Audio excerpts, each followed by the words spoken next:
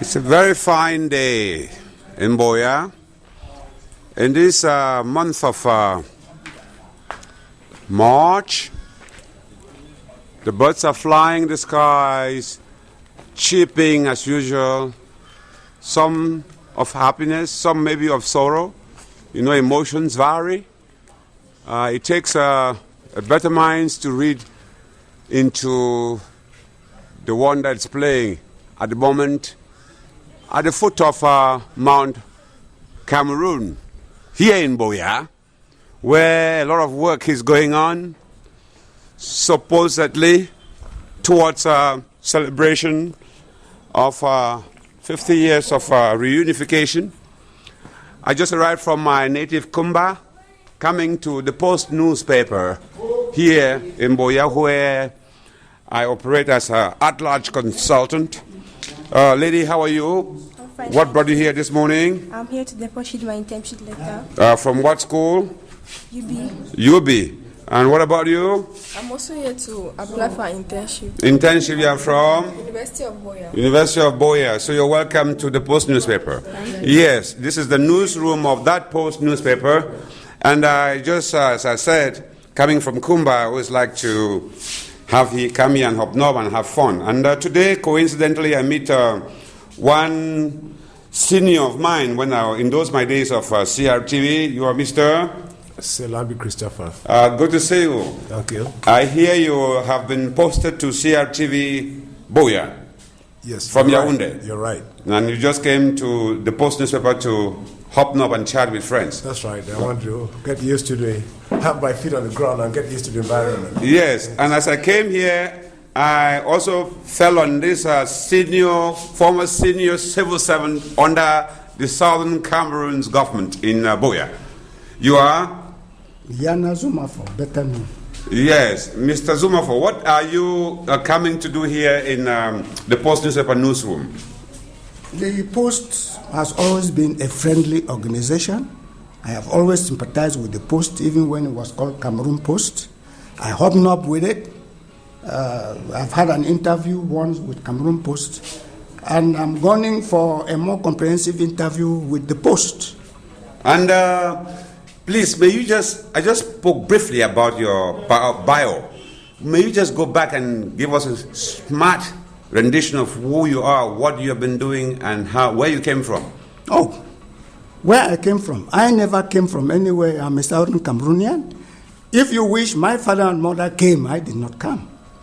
So what was your professional background during those days of West Cameroon or British Cameroons? In British Cameroons, I was a civil servant, first of the Customs and Excise of the PWD in British Cameroons.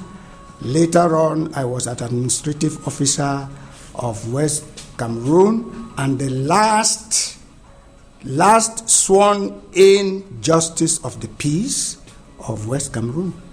And we are hearing still a rumor, I would still say that, rumor of 50th anniversary celebrations built for your town where you live, Buea, that Paul Biya is coming here to celebrate the 50th anniversary, or so-called, of reunification. If it is 50 years, and you count from 1961, it is not 50, it is 52. So I do not know what anybody is coming to celebrate and who is coming to celebrate in our place. The President of the Republic of Cameroon, Paul Biya. Well, as the president of the country, has a right to visit any part of the country anytime he chooses for any pretext. And why do you contest the idea of reunification?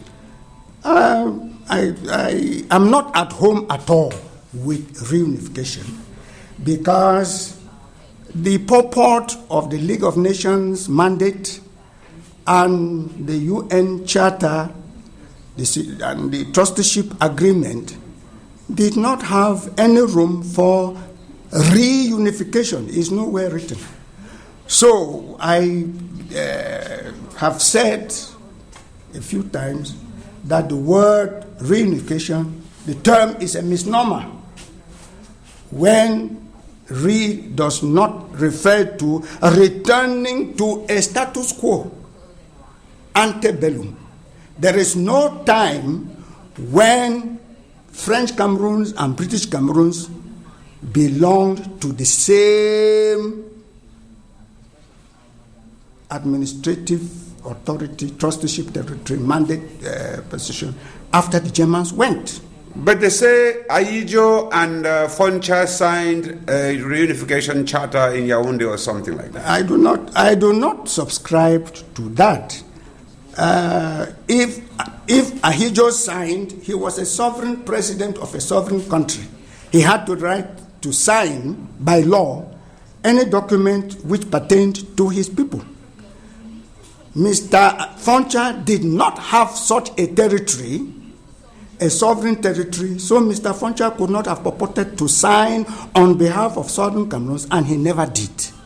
Any document which was not sanctioned or did not have the fiat of the British government, Her Britannic Majesty's government, was null and void.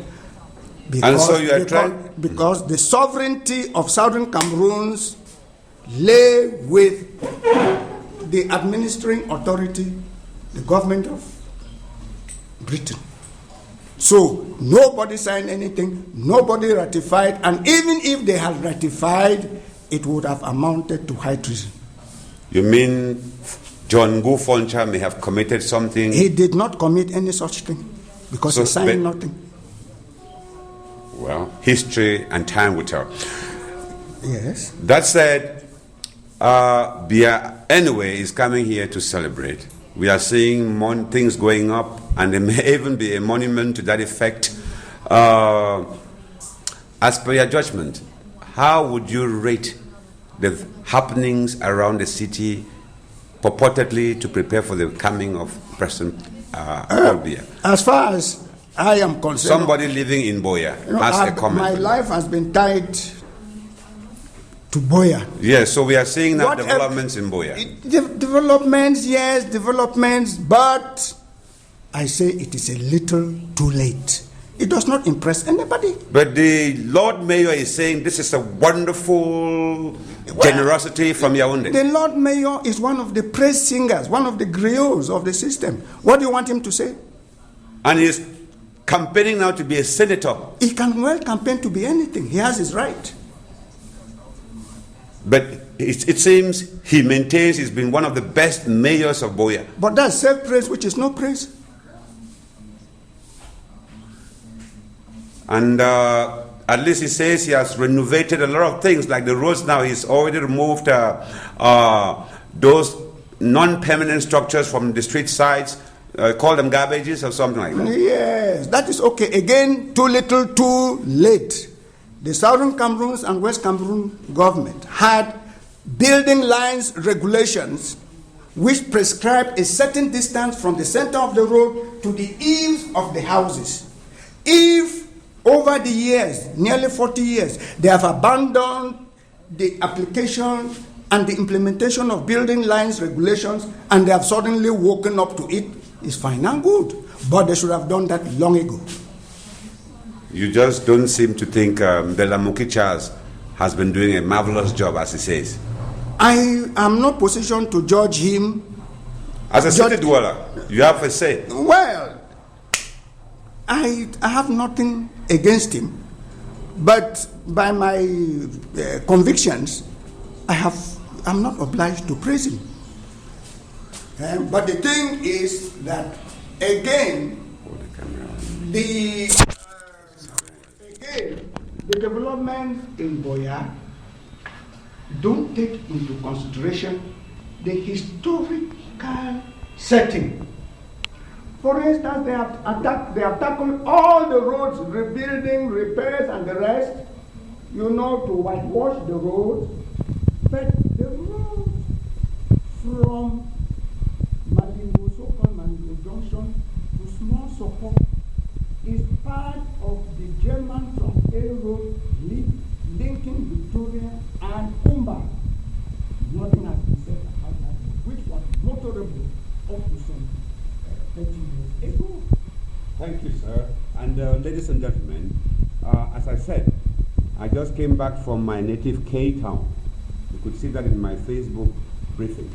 And I just came into Buea, and this is part 2 of my investigation into what has been going on in terms of projects to announce the coming of Paul Biya to the foot of Mount Cameroon, that is to Fiasco, what is called the town of legendary hospitality.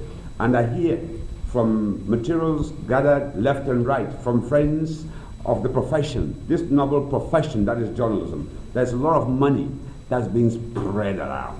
There's a lot of, not spread around in terms of projects, I mean corruption. Yes, there's a pilfer, that's the word that he's giving me. Yes, pilfer. Money coming in and people are just using it to like line their pockets and then give you some little shoddy things that you call projects. So I'm here to continue my investigation. In fact, even the highest levels of government in the region, they're saying that even the councils have been commandeered. Some asked to give about 200 million for the National Commission or whatever to help Paul Biya come to Buea and enjoy. How can we get into a state of so-called advanced democracy where money, transparency is not part of the watchwords? How can you have democracy without transparency? You go there and ask them, how much does this project cost? They send you to textbooks. You ask them, when will this project be over? They tell you they have said we should say nothing. I go there and meet Chinese engineers in charge of building the presidential style. And I ask them, come on, let's talk. And they said they have been ordered right from Yaoundé to keep the lips tight. In an advanced democracy, freedom of speech is not allowed. My question even is, how can we, at this time, 50 years after independence, not be able to have engineers of Cameroon do a presidential grandstand for an event that is Cameroonian? We have to bring experts from China. Can you imagine that? Well, anyway, as I said, I am digging in deep, and I have no pity. Yes, I will bring out the culprits, those who have been calling for monies left and right to put in their pocket and not help Buea, the land of legendary hospitality, become as beautiful as the